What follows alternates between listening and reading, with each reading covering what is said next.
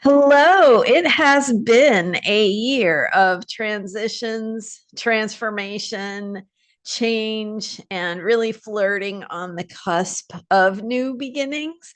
And as we head into later this week, we've got a new moon in Sagittarius, final new moon of 2025. I want to take a look at this and talk about the bigger story that it is telling. I'm Marina Orms here with your Astro perspective for Sunday, December 14th, and talking here about the upcoming new moon, not for a few days yet, but it will be on Friday, December 19th, just before the solstice, winter solstice on the 21st. So, looking at how to think about these alignments coming up and planetary energies in terms of just really being an integrative force for what we have been doing, the work we have been doing throughout the year. So, so first of all, we are completing this week, we are completing a moon cycle that began with a very potent new moon in Scorpio on November 19th and 20th. That new moon in an opposition to change, shake up, earthquake, lightning bolt planet Uranus, outer planet, also having to do with higher consciousness, shifts in thinking, getting outside of norms, outside of the box, shaking things up. So, and of course, a Scorpio new moon is the beginning of a moon cycle that is about transformation.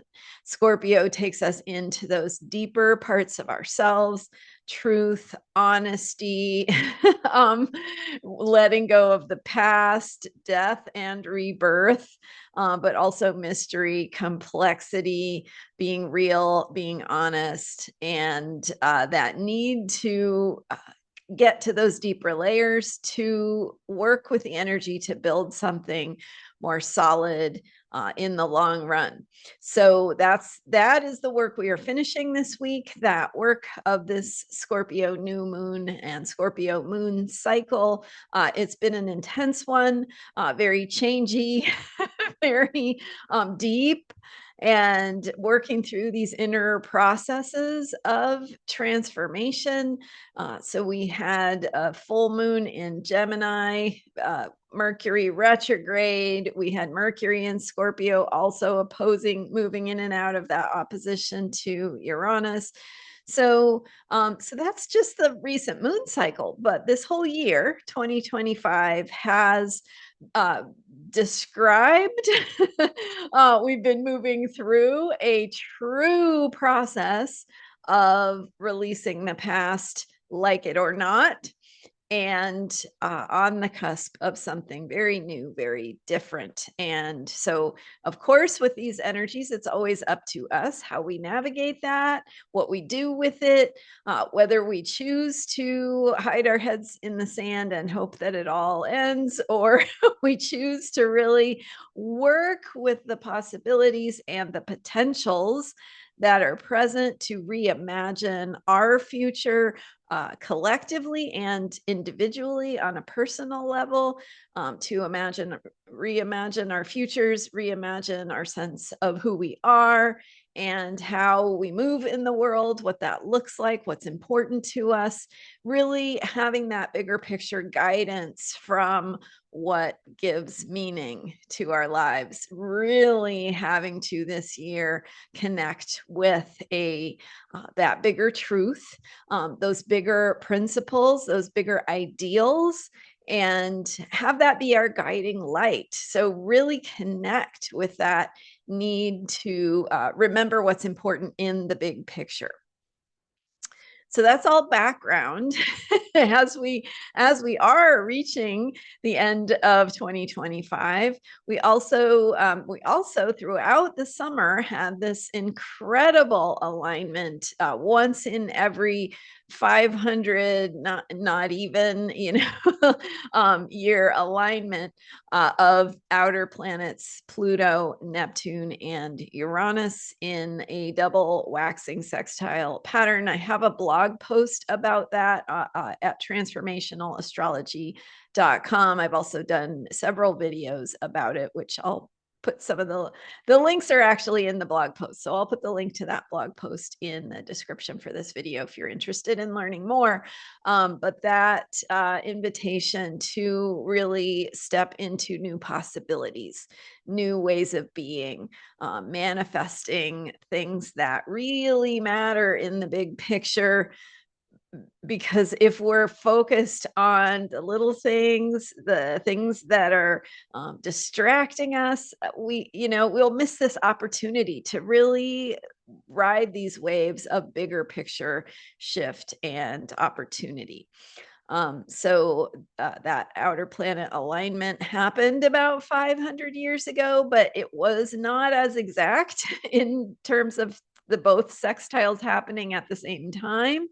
Incredibly exact this year, and it'll move a little bit further from exact, but then next summer again it will come back into very close to exact, and it will even continue in 2027, 2028, and 2029.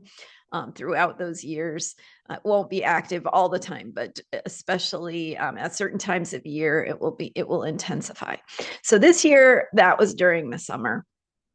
Again, big changes, outer planets changing signs. Pluto recently changed signs into Aquarius. That was in 2023, 2024. Neptune this year stepped into Aries, went back in retrograde into Pisces. Next year, we'll be back in Aries to stay for the next many, many years. And Uranus also outer planet changing signs. Saturn also changing signs, although it does every 2.5 years, but still everything changing at once, right? So in other words, just big changes this year, but so much changing and moving below the surface that it is not even so much about appearance of change on the outside, although that is happening too, so much as it is about these deeper processes that are moving below the surface and things changing in ways that we will look back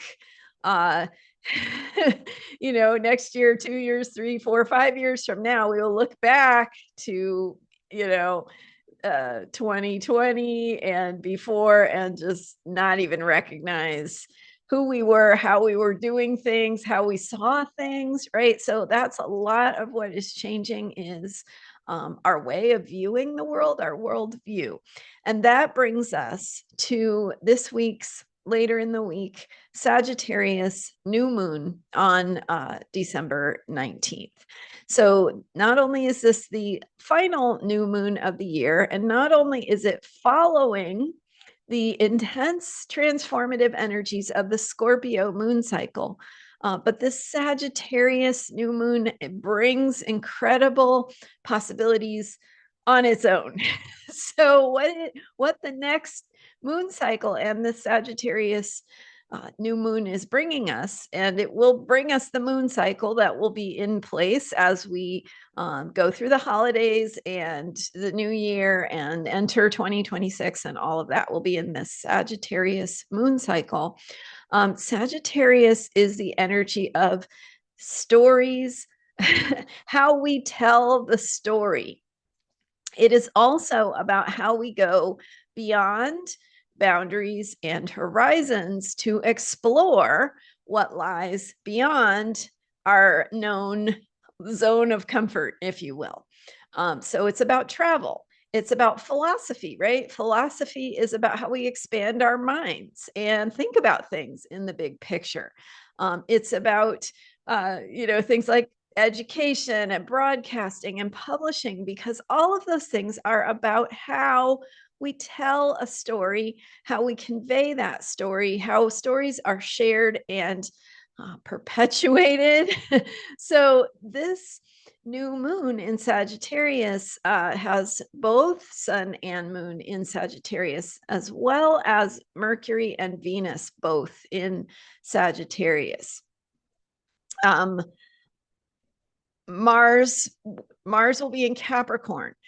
So the Sagittarius energy of this new moon says, now that we've been through this huge process of shift, of change, of things moving that we can't put our finger on just yet, we don't know what's happening, we don't know what it will look like. We can feel it moving and changing, and there's this whole unknown component to it. And this Sagittarius new moon says, how do you want this to go? What do you want this to look like as it begins to take shape, to become a story that is told? So if we were looking back, 50 years from now, and in the future, looking back to now, how do we want that story to be told? What do we want to be telling our grandchildren, our children, our great grandchildren, whatever, that is?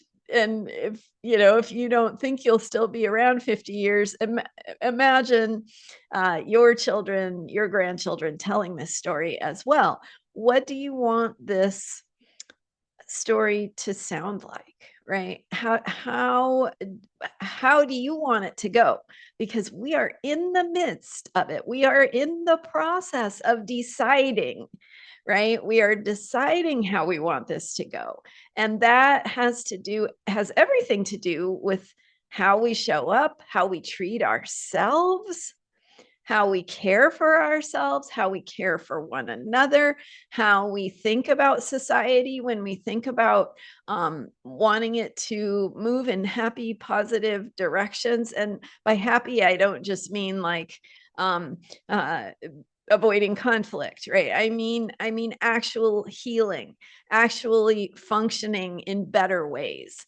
And so that is where we are right now. We are telling the story. So if you were writing it as a story, a book, telling the story, and you were at the point where we are right now, how would you write the next chapter and the next chapter and the next? How would you end this story?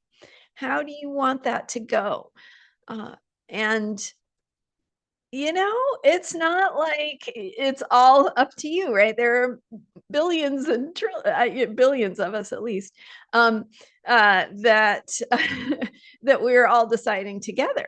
But how each of us shows up and lives the story we want to tell is part of creating that story. So how do you need to live your life? Who do you need to be to tell that story the way you want it to go? What is your role, right? What character do you play in that story? And if you are not playing your character, doing your life fully the way that is true for you in your heart and soul, you're not doing what you know you're capable of, then how are you going to step more into that in 2026? And so as you begin to, I like to talk a lot about setting intentions at the beginning of the year, not resolutions, right? Because resolutions set us up for success and failure. Like it turns into this black and white. Intentions can be much more powerful because they allow us to fail along the way. They allow us to learn, to discover, to try and try again, but also to be clear about what we're doing and why. And that allows us to adjust in the moment. And when something doesn't work, we get to readjust and realign and figure out what might work better. And so intentions are very powerful. And as we set our intentions for 2026, we can work with this Sagittarius new moon energy to think about how we want to live our lives and what feels meaningful and true as we step into 2026, how we can be co-creators of that story that we want to see unfold. And again, co-creator does not mean all powerful. You're not the king of the world or the queen of the world. You are you are the person who is doing your part to participate in ways that are in alignment with what is true and right and important for you. So what does that look like? How can you connect with that bigger picture of meaning? How can you be honest and owning the transformation and the healing work that you have been doing, and show up in ways that honor your needs, honor your process, and also say, hey, I am going to do my best to be the person I need to be the best I know I can by doing what I'm capable of doing to participate in co-creating this incredible world that I want to live in, this healing for the world, for myself, for my family, for my relationship, for my friends, for my community, and for the wider world, to be a co-creator and a participant in the process of healing, also in the process of creating outcomes and doing things. We are at, like I said, this is a cusp of new beginnings. Like, we haven't really stepped fully yet with both feet into what we're creating. We're still deciding what direction we want that to go. And once a path has been chosen, once a path has been established, then we will go along that path. And that's going to happen over the course of 2026. We've got Neptune and Saturn direct going back into Aries later in the year. Uranus will go into Gemini. You know, it stays in Taurus for a few months and then goes back into Gemini. So once Uranus is in Gemini, Neptune is in Aries, Pluto is in Aquarius, and none of them will be, after they in 2026 move into new signs, none of them will be going back again to signs that they recently left. So we're fully in this next phase that will be for the next 7 to 15 years. So different phases of it, but that will be the building process. So right now, this powerful moment, we're choosing what direction that building project is going to go, right? We're setting the plans. We are deciding how to show up for that, and deciding to support ourselves to be who we are. And don't underestimate, right? This is about balance. So do not underestimate your own needs for self-care in this process. It's not that you're going to do everything and you're going to ignore your needs. If this is a long haul, if you ignore your needs, you're going to be hurting, right? So take care of yourself. It's about balance. It's about the long haul. And it's about being clear about what is important and what you are stepping into, because it is meaningful. It is, might even be the whole reason you're here. I can't answer that, but right, it speaks to a bigger purpose for sure.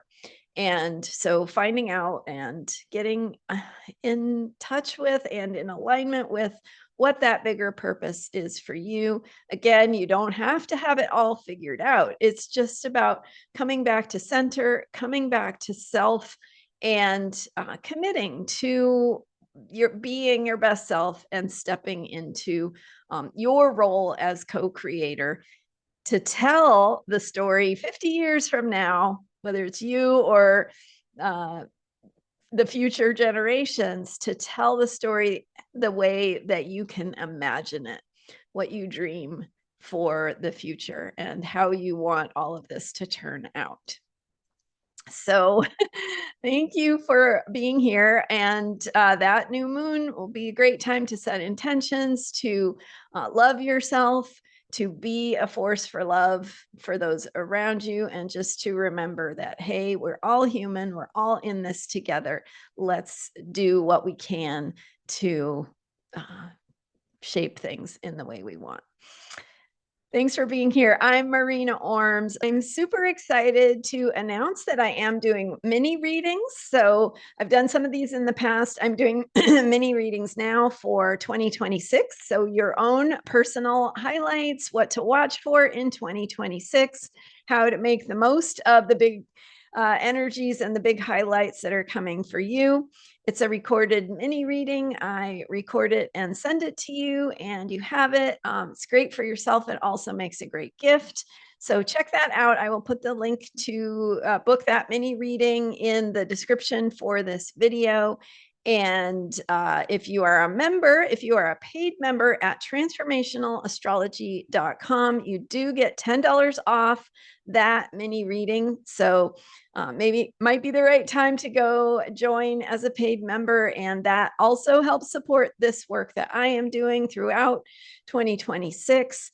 And we'll continue to build on what we're doing here. Thank you again for being here. Transformationalastrology.com, or you can learn more about me at my main website, astrologyheals.com. Thanks for joining me. And don't forget to hit the subscribe button if you are enjoying my videos. I'm here every day with astrology for unshakable self-care.